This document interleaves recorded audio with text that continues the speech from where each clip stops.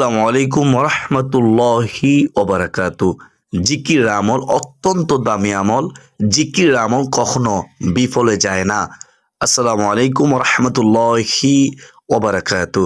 প্রিয়দিনী ভাই ও বোনেরা, আজকের এই ভিডিওতে জিকিরের ফজিলত এবং এমন তিনটি জিকিরের কথা আপনাদেরকে জানিয়ে দেব। আপনারা এই তিনটি জিকির কখনো ছাড়বেন না। প্রিয় দিনদার মুসলমান ভাই ও বোনেরা, উঠতে বসতে চলতে ফিরতে এ তিনটি জিকির আপনি সব সময় করতে থাকুন। আপনার জন্য রহমতের দরজা খুলে যাবে, রিজিকের দরজা খুলে যাবে, আপনার সকল কিছুতেই বরকতে পরিপূর্ণ হয়ে যাবে। রুজি রোজগারে বরকত হবে, হায়াতে বরকত হবে ইনশাআল্লাহ।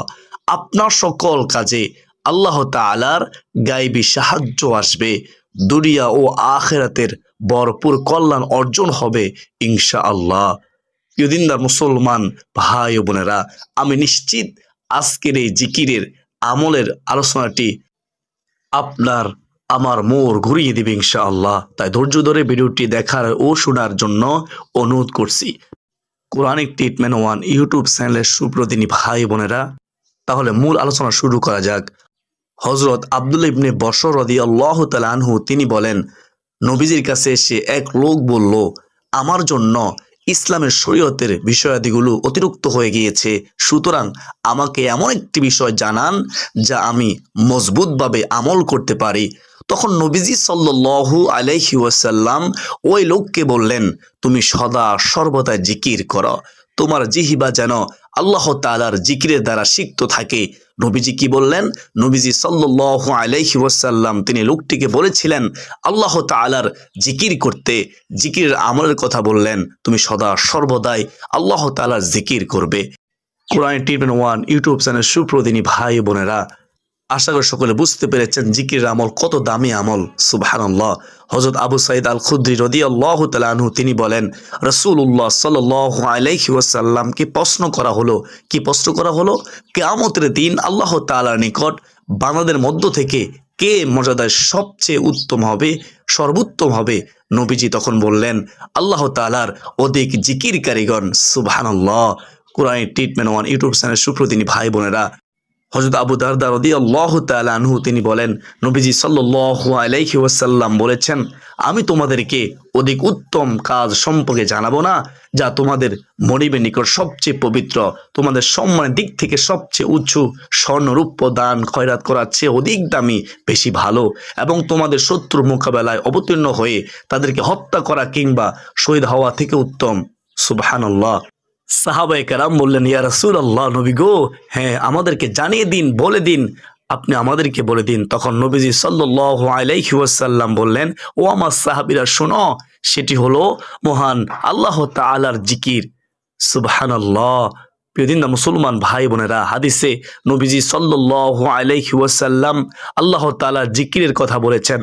পাঁচটি ফয়দা হবে ও শ্রেষ্ঠত্ব বয়ান করেছেন। সেগুলো হলো, এক নম্বরে জিকির হলো সর্বোত্তম আমল, দুই নম্বরে জিকির হলো আল্লাহ তাআলার কাছে সবচেয়ে পবিত্র আমল, তিন নম্বরে আল্লাহ তাআলার জিকিরের ফলে সম্মান বৃদ্ধি করে দিবেন। সুবহানাল্লাহ। চার নম্বরে জিকির করা স্বর্ণ রৌপ্য দান খয়রাত করার চেয়েও বেশি উত্তম। সুবহানাল্লাহ। পাঁচ নম্বরে জিকির করা হলো জিহাদে শহীদ হওয়ার চেয়েও আরো বেশি উত্তম। সুবহানাল্লাহ। জিকিরগুলো এত দামি একটি আমল, আশা করি সকলে বুঝতে পেরেছেন। এই হাদিসের শেষে হযরত মুআজ ইবনে জাবাল রাদিয়াল্লাহু তাআলা আনহু তিনি বর্ণনা করেন, তিনি বলেন, আল্লাহ তাআলার শাস্তি হতে মুক্তি পাওয়ার জন্য আল্লাহ তাআলা জিকিরের তুলনায় অগ্রগণ্য আর কোনো জিনিস নেই। অর্থাৎ যে যত বেশি জিকির করবে সে আল্লাহ তাআলার প্রিয় হবে, আল্লাহ তাআলা আযাব গজব থেকে দূরে থাকবে। সুবহানাল্লাহ। প্রিয় দর্শক, কিয়ামতের দিন অধিক জিকিরকারীগণ সবার আগে জান্নাতে অগ্রসর হয়ে যাবে। জিকিরের ব্যাপারে সবচেয়ে সুন্দর একটি হাদিস হলো, প্রিয়দিনদার মুসলমান ভাই বোনেরা শুনবেন মনোযোগ দিয়ে। হযরত আবু হুরায়রা রাদিয়াল্লাহু তাআলা আনহু তিনি বর্ণনা করেন, তিনি বলেন, আল্লাহ তাআলার একদল ফেরেশতা আছেন যারা আল্লাহ তাআলার জিকিররত লোকদের খুঁজে খুঁজে পথে পথে ঘুরে বেড়ান। যখন তারা কোথাও আল্লাহ তাআলার জিকিররত লোকদেরকে দেখতে পান, তখন ফেরেশতারা পরস্পরকে ডাক দিয়ে বলেন, তোমরা আপন আপন কাজ করার জন্য এগিয়ে আসো। তখন তারা তাদের নূরের পাখাগুলো দিয়ে সে নিকটবর্তী আকাশ পর্যন্ত তাদেরকে ডেকে ফেলেন। সুবহানাল্লাহ। তখন ওই ফেরেশতাদেরকে আল্লাহ তাআলা জিজ্ঞাসা করেন, আমার বান্দা কি বলতেছে? ফেরেশতারা তারা বলেন, আপনার পবিত্রতা বর্ণনা করতেছে, আপনার শ্রেষ্ঠতার ঘোষণা দিচ্ছে, তারা আপনার গুণগান করতেছে, প্রশংসা করতেছে, আপনার জিকির করতেছে এবং আপনার মাহাত্ম্য প্রকাশ করতেছে। তখন আল্লাহ তাআলা জিজ্ঞাসা করবেন, তারা কি আমাকে দেখেছে? তখন ফেরেশতারা বলবে, হে আমার প্রতিপালক, আপনার শপথ, আপনাকে তারা দেখেনি। আল্লাহ তাআলা বলবেন, আচ্ছা, তবে যদি তারা আমাকে দেখতো তখন তারা কি করত? ফেরেশতারা বলেন, যদি তারা আপনাকে দেখতো তাহলে তারা আরো অধিক পরিমাণে ইবাদত করত, আরো অধিক পরিমাণে আপনার মহত্ব ঘোষণা করত, আরো অধিক পরিমাণে আপনার পবিত্রতা বর্ণনা করত। বর্ণনাকারী তিনি বলেন, তখন আল্লাহ তাআলা বলবেন, তারা আমার কাছে কি চায়? তখন ফেরেশতারা তারা বলবে, তারা আপনার কাছে জান্নাত চায়। তিনি আবার জিজ্ঞাসা করবেন, ও আমার ফেরেশতারা শোনো, তারা কি জান্নাত দেখেছে? ফেরেশতারা বলবেন, না, আপনার সত্তার কসম, তারা জান্নাত দেখেনি। আল্লাহ তাআলা আবার জিজ্ঞাসা করবেন ফেরেশতাদেরকে, যদি তারা জান্নাত দেখতো তবে তারা কি করত? ফেরেশতারা উত্তরে বলল, যদি তারা জান্নাত দেখতো, জান্নাত দেখতে পেত, তাহলে তারা জান্নাতের আরো অধিক লোভ করত, আরো বেশি চাইতো এবং এর জন্য আরো বেশি বেশি তারা আকৃষ্ট হতো। আল্লাহ তাআলার ফেরেশতাদেরকে আল্লাহ তাআলা জিজ্ঞাসা করেন, তারা কি থেকে আশ্রয় চায়? তারা কি থেকে আশ্রয় চায়? ফেরেশতাগণ বলবেন, তারা জাহান্নাম থেকে আশ্রয় চায়। তিনি আবার জিজ্ঞাসা করবেন, ও আমার ফেরেশতারা শোনো, তারা কি জাহান্নাম দেখেছে? জবাবে ফেরেশতারা বলবে, আল্লাহর কসম, হে প্রতিপালক, তারা জাহান্নাম দেখেনি। আল্লাহ তাআলা আবার জিজ্ঞাসা করবেন ফেরেশতাদেরকে, ও আমার ফেরেশতারা শোনো, তারা কি জাহান্নাম দেখেছে? তারা যদি জাহান্নাম দেখতো তাহলে তারা কি করত? ফেরেশতারা জবাবে বলে, হে আমার প্রতিপালক, হে আল্লাহ, তারা যদি জাহান্নাম দেখতো তাহলে তারা সেখান থেকে পালিয়ে যেত এবং অত্যন্ত বেশি ভয় করত। তখন আল্লাহ তাআলা বলবেন, আমি তোমাদেরকে সাক্ষী রাখছি, হে ফেরেশতারা, তোমরা সাক্ষী থাকো, আমি আল্লাহ তাদেরকে ক্ষমা করে দিলাম। সুবহানাল্লাহ। তখন ফেরেশতাদের মাঝে একজন বলবেন, হে আল্লাহ, তাদের অমুক ব্যক্তি আছে, সে তাদের অন্তর্ভুক্ত নয়, বরং সে কোনো প্রয়োজনে এখানে এসেছে। আল্লাহ তাআলা বলবেন, তারা এমন উপনিবেশকারী যাদের মজলিস থেকে কেউ বিমুখ হয় না। সুতরাং যারা কোনো মজলিসে আসে না, অন্য কোনো কাজে আসে এবং মজলিসের আশেপাশে, তাদেরকেও আল্লাহ তাআলা ক্ষমা করে দিবেন। সুবহানাল্লাহ। সুতরাং যারা মজলিসে আসে দাঁড়িয়ে থাকেন, মাহফিলে এসে দাঁড়িয়ে থাকেন, তাদের উচিত যে কোনোভাবে বসে যাওয়া, তাহলে আল্লাহ তাআলা ক্ষমা করে দিবেন। সূরা আহজাবের 41 নম্বর আয়াত থেকে 42 নং আয়াতে আল্লাহ তাআলা তিনি বলেন, হে মুমিনগণ, তোমরা আল্লাহ তাআলাকে অধিক পরিমাণে স্মরণ করো এবং সকাল বিকাল আল্লাহর পবিত্রতা বর্ণনা করো। সুবহানাল্লাহ।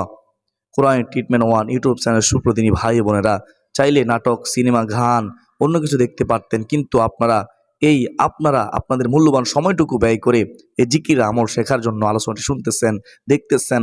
আল্লাহ তাআলা এই উসিলায় আপনাকে আমাকে ক্ষমা করে দিলেও দিতে পারেন। সুবহানাল্লাহ। কোরআন ট্রিটমেন্ট 1 ইউটিউব চ্যানেলের সুপ্রতিনি ভাই বোনেরা, জিকির বড় একটি দামি ইবাদত। নবীজি বলেন, যে কলব আল্লাহ তাআলার জিকির করে সেই কলব হলো জীবিত মানুষের মতো, আর যেই কলব আল্লাহ তাআলা জিকির করে না সেই কলব হলো মৃত মানুষের মতো। সাহাবায়ে কেরাম জিজ্ঞাসা করলেন, ইয়া রাসূলুল্লাহ, ইয়া হাবিবাল্লাহ, নবী গো, কলব আবার কি? তখন নবীজি বললেন, প্রতিটি মানুষের বাম দুধে 2 আঙ্গুল নিচে একটি গোশতের টুকরো আছে।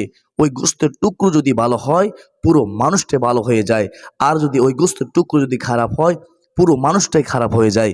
নবীজি তখন বলেন, ও আমার সাহাবীরা শোনো, সেই গোশতের টুকরোর নামই হলো কলব, অন্তর, হৃদয়। মানুষ যখন একটি গুনাহের কাজ করে তখন সেই গোশতের টুকরোর মধ্যে একটি কালো দাগ পড়ে যায়। যখন সে 2টি গুনাহের কাজ করে তখন সেই গোশতের টুকরোর মধ্যে আরও একটি কালো দাগ পড়ে যায়। যখন সে এমনইভাবে গুনাহ করতেই থাকে তখন দাগ বাড়তেই থাকে। এক সময় সেই কলবটা অন্ধকার হয়ে যায়, সেই গোশতের টুকরোটা একেবারে অপবিত্র হয়ে যায়, অন্ধকার হয়ে যায়।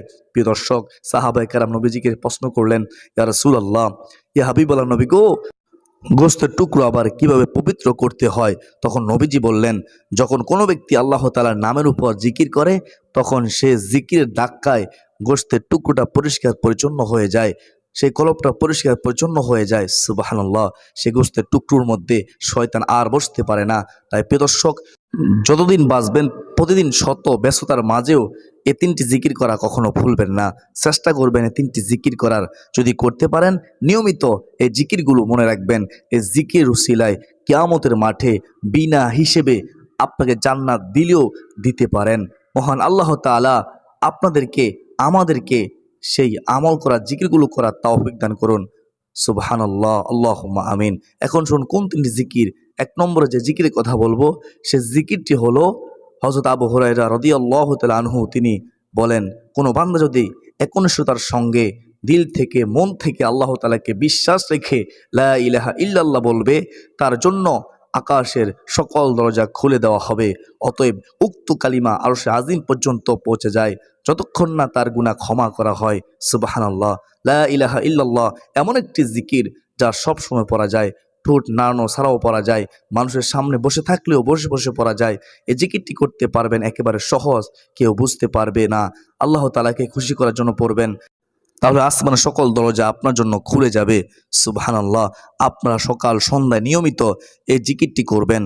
যে কোনো সময় আপনি সুযোগ পাবেন সে সময় পড়বেন। বিশেষ করে মা বোনেরা, আপনারা রান্না করতেছেন, সংসারের কাজ করতেছেন, পড়ুন মনে মনে লা ইলাহা ইল্লাল্লাহ। বিশেষ করে মা বোনেরা আপনারা অবশ্যই জিকিরটি করার চেষ্টা করবেন। আর আপনারা যারা পুরুষ আছেন, আপনারা অফিস আদালতের মধ্যে যারা কাজ করেন তারা কাজ করার সময় পড়বেন। খেতে খামারে যারা কৃষি কাজ করেন তারাও সময় ফেলে পড়বেন। এই জিকিরটি করতে পারেন।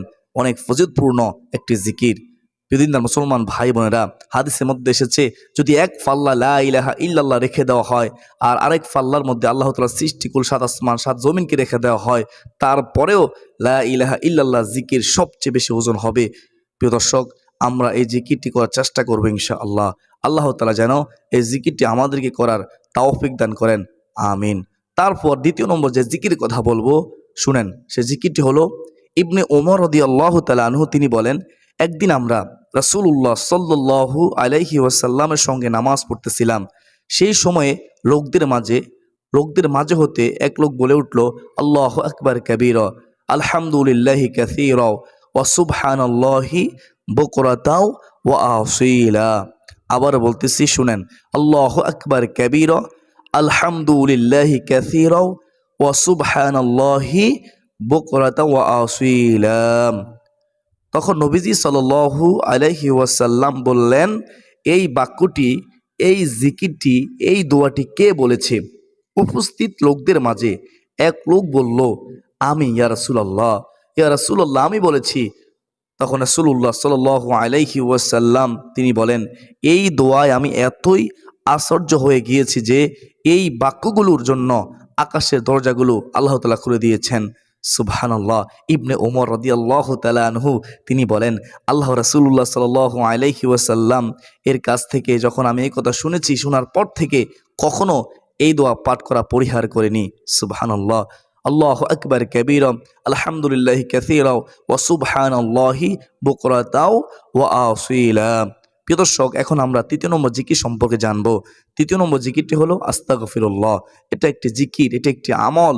এই আমল করলে আপনার দুনিয়ার সকল নেক মাকসুদ আশা পূরণ হবে, অভাব অনটন দূর হবে, গায়বী শক্তি পাবেন।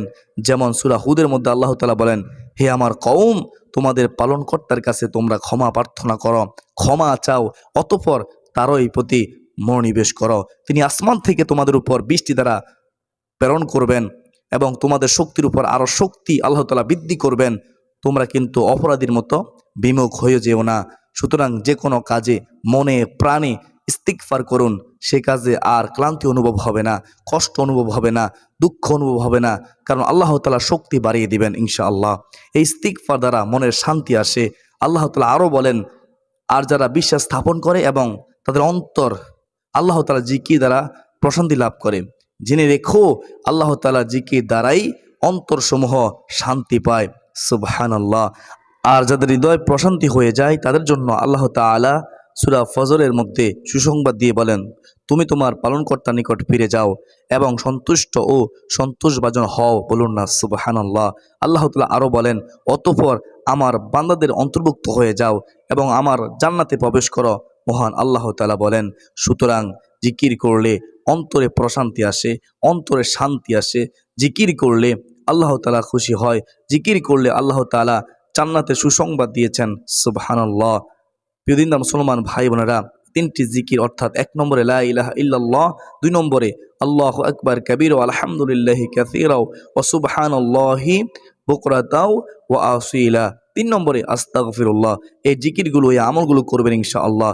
এই জিকিরগুলোর উপকারিতা আমি প্রথমে বলে দিয়েছি প্রিয় দিনদার মুসলমান ভাই বোনেরা। তাছাড়াও সুবহানাল্লাহ, আলহামদুলিল্লাহ, আল্লাহু আকবার এই জিকিরগুলো বেশি বেশি করে পড়তে পারেন। হাদিসে আছে সুবহানাল্লাহ একবার বললে আসমান জমিনের মাঝখানে যত ফাঁকা জায়গা রয়েছে সব ফাঁকা জায়গাগুলোকে আল্লাহ তাআলা নেকি দ্বারা পরিপূর্ণ করে দিবেন। সুবহানাল্লাহ। প্রিয় দর্শক, অবশ্যই আমরা এই জিকিরগুলো করার চেষ্টা করব ইনশাআল্লাহ। আল্লাহ তাআলা যেন আমাদের সবাইকে বেশি বেশি পরিমাণে আল্লাহ তাআলার হুকুম পালন করার, নবীজিকে অনুকরণ করার এবং বেশি বেশি আল্লাহ তাআলা জিকির করার, জিকিরের আমল করার তৌফিক দান করেন। সকলে বলি আল্লাহুম্মা আমিন।